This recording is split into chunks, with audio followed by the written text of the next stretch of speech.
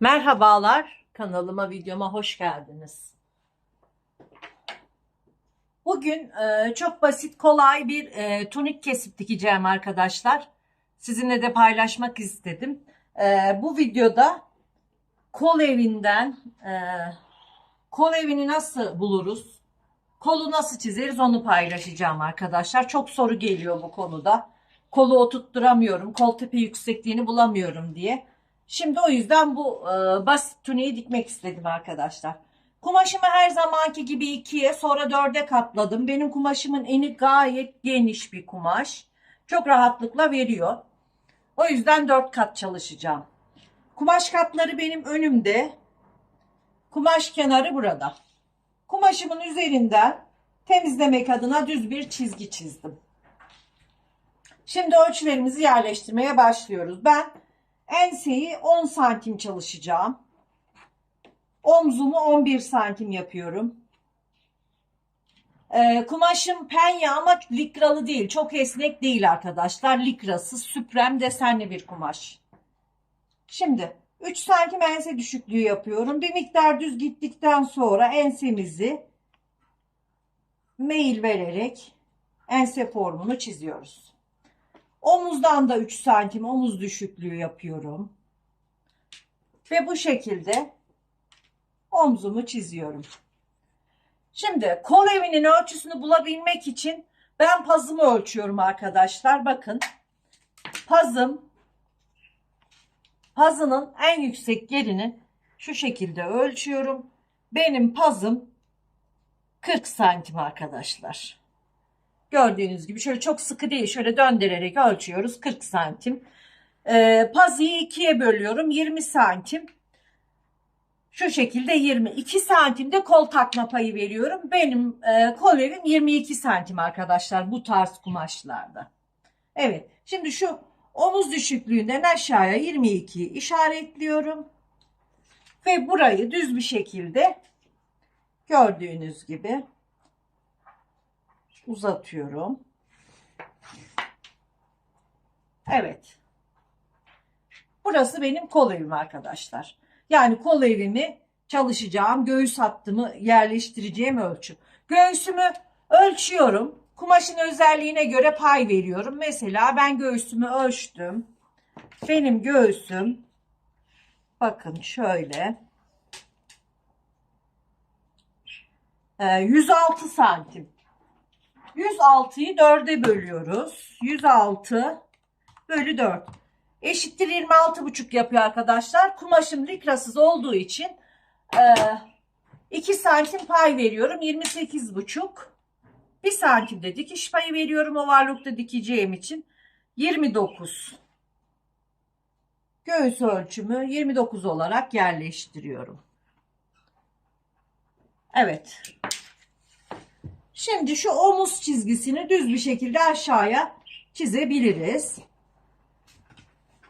Bakın burada şöyle 6 santim falan var. Şöyle 6 da şuradan şöyle yaparsak şuradan kol evini girerek şöyle çiziyorum arkadaşlar. Bakın kol evini şu şekilde çiziyorum.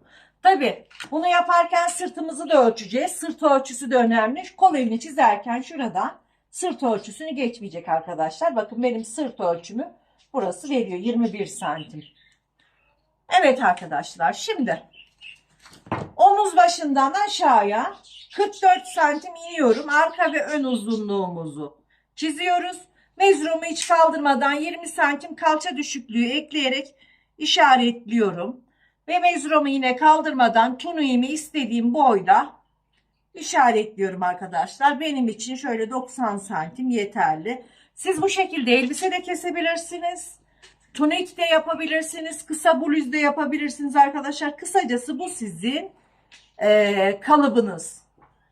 Şimdi bulduğumuz işaretleri paralel olarak enine çiziyoruz. Dik açılarına dikkat ederek.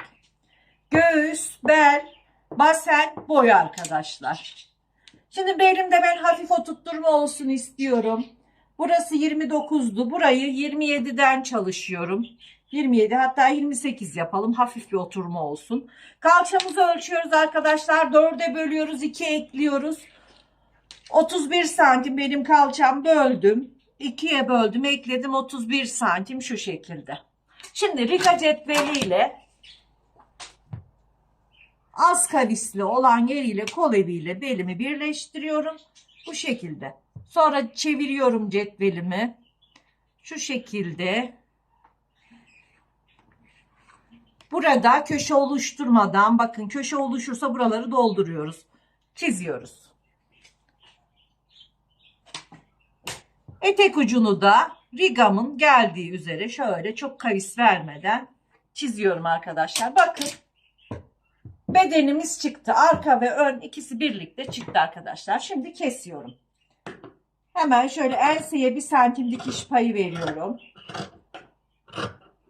Omzuma 1 santim dikiş payı veriyorum. Çünkü buralara pay kullanmadık. Kol evime de 1 santim ovarlıkta dikeceğim için pay veriyorum. Yana pay vermeden sabunun hemen yanından kesiyorum. Etek ucunu keserken biraz daha açmak istedim.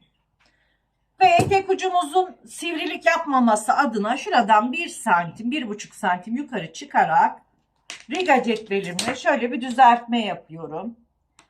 Şöyle bir düzeltme yaptım.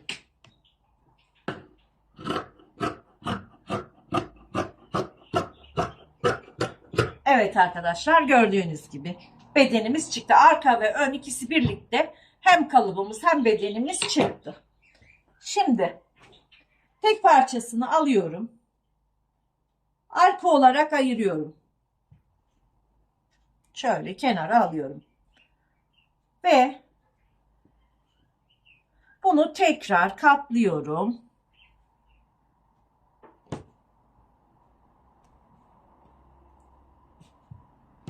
Önde olması gereken değişiklikleri yapacağız arkadaşlar.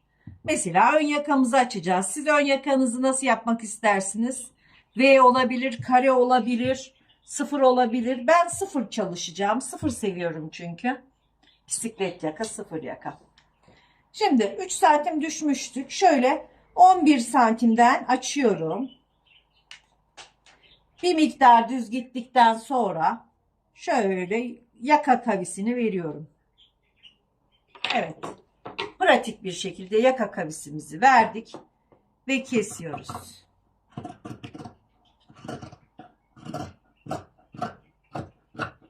Bakın arkadaşlar, yakamızı da pratik bir şekilde kestik. Omuzdan 0 giriyorum. Omuz başına dokunmadan omzumu 1-1,5 santim düşürüyorum. Ön omzumu. Yine omuzdan 0 girerek önde göğüs bölümünde toplanmaması için 1-1,5 santim alarak kol evinden 0 çıkıyorum. Evet. Şimdi bedenimiz bitti arkadaşlar. Bakın, bedenimizi önümüze şöyle alıyoruz. Ön bedenimizi ve arka bedenimizi. Kol evlerini ölçeceğiz. Ve kol tepe yüksekliğini bulacağız arkadaşlar. Bakın. Şu şekilde katlıyorum. Şöyle burayı birleştiriyoruz. Mezromuzu yuvarlak bir şekilde tutuyoruz. Şöyle.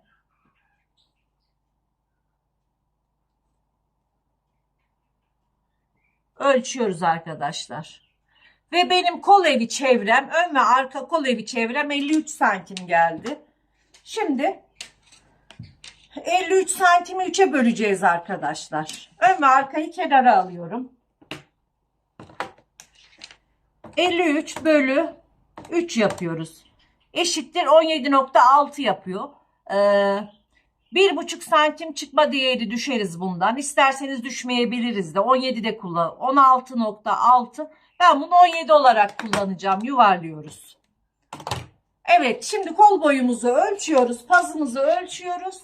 Ve kolumuzu çiziyoruz arkadaşlar. Kesiyoruz. Benim kolum, pazım 22 santim. Ben pazum geniş ve rahat seviyorum. 22 santimden çalışacağım. Kumaşımı 4 kat yapıyorum. Üzerine şöyle düzce çiziyorum.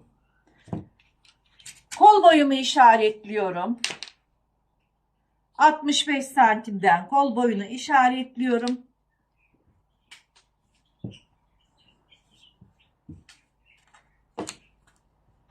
Ve burayı da çiziyorum. Kol boyumuzu çiziyoruz. 17 santim kol tepe yüksekliğini işaretliyorum arkadaşlar. Burayı da işaretledim. Buraya 22 santim pazumu yerleştiriyorum. Şuradan 1-2 santim içeri giriyorum. Ve burayı düz bir şekilde şöyle çiziyorum arkadaşlar. Bakın kolu kolay kesmenin yolu. Ve burayı ölçüyorum. 26 santim. 26'yı 4'e bölüyoruz. 26. Önce 2'ye bölelim. 13. Sonra bir daha bölelim. Ve 6,5. Şimdi bu işaretleri atıyorum.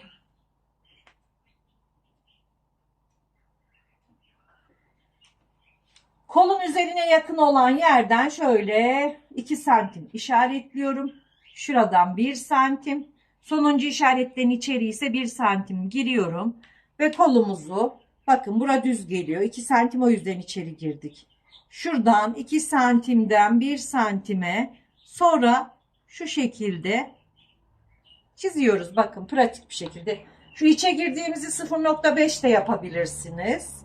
Şurayı biraz daha küçük de yapabilirsiniz. O size kalmış ama kolumuzun basitçe çizilme şekli arkadaşlar. Şimdi manşetimi düz yapacağım. Lastik takmayacağım. O yüzden şöyle bana 12 santim manşet yeterli. Hemen kol altı dikişini çiziyorum. Evet. Şimdi kolumuzu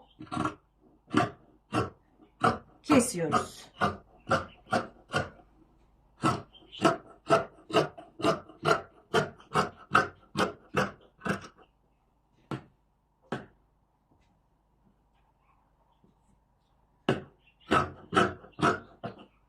Evet, gördüğünüz gibi kolumuz çıktı arkadaşlar. Şimdi ortaya bir çıt atıyoruz. Kolumuzu açıyoruz. Kolumuzda önde olması gereken oyuntuyu veriyoruz şöyle. Buraya da bir çıt atıyoruz. Burası ön kolumuz. Evet arkadaşlar, kesimimiz. Evet arkadaşlar, arka bedenimi alta aldım. Ön bedenimi üste alarak omuzlardan dikmeye başlıyoruz.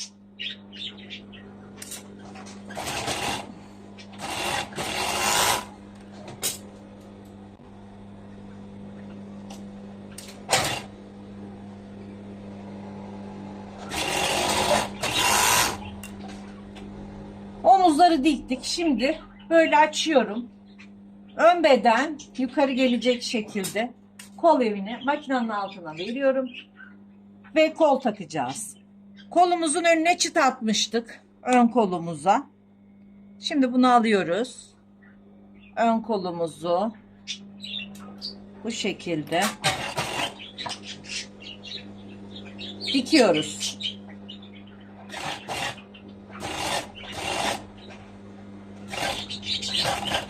Kol tepesine geldiğinde hafif hafif kolu şöyle yedirmeye çalışıyoruz. Kol tepesi daha düzgün dursun diye. Bakın kolumuz tam gelecektir. Çünkü pazımıza göre kol evimizi ayarladık. Kol evimize göre kol tepe yüksekliğini bulduk. Ve harika bir kol oldu arkadaşlar. Bakın gördüğünüz gibi. Çok güzel bir şekilde kolumuz kol evimize oturdu. Şimdi hemen ben bunun yanını dikiyorum.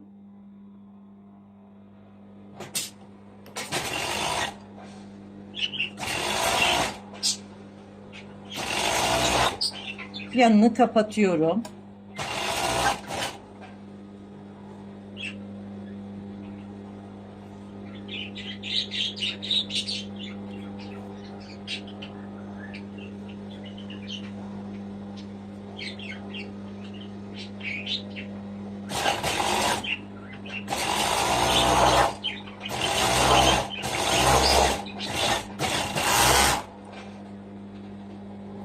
Diğer koluma geçiyorum. Bu sefer de arkadan denk geliyor. Başlıyoruz. Evet, şöyle kolumuzu alıyoruz. Bakın, kol evi ve kol uyumu harika. Buraya geldiğinde hafif şöyle kolumuzu formunu vererek veriyoruz makinenin altına. Evet. Gördüğünüz gibi kol evini yapamayanlar, kol kesemeyenler bu şekilde yaparsa çok rahat ve kolay bir şekilde kesip dikebilirler arkadaşlar.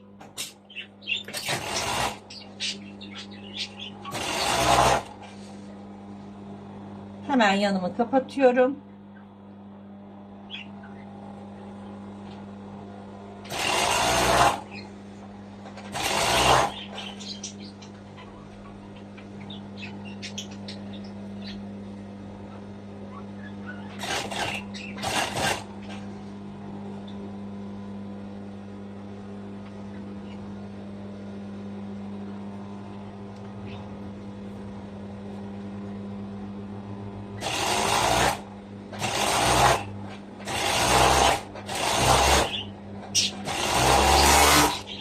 Evet arkadaşlar, gördüğünüz gibi çok güzel kollarımızı taktık.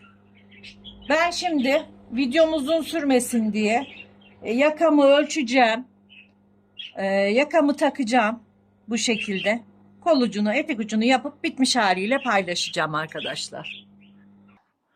Evet arkadaşlar, tuniğimi bitirdim. Mankenime giydirdim. Gördüğünüz gibi harika bir tunik oldu. Bakın arkadaşlar. Kolumuzun duruşu, kol evimizin duruşu. Bu videoda size kol evi nasıl bulunur, kol tepe yüksekliği nasıl bulunur onu anlatmaya çalıştım arkadaşlar. Abonelikler ücretsizdir. Beğeni ve yorumlarınızı bekliyorum. Hoşça kalın, sağlıkla kalın.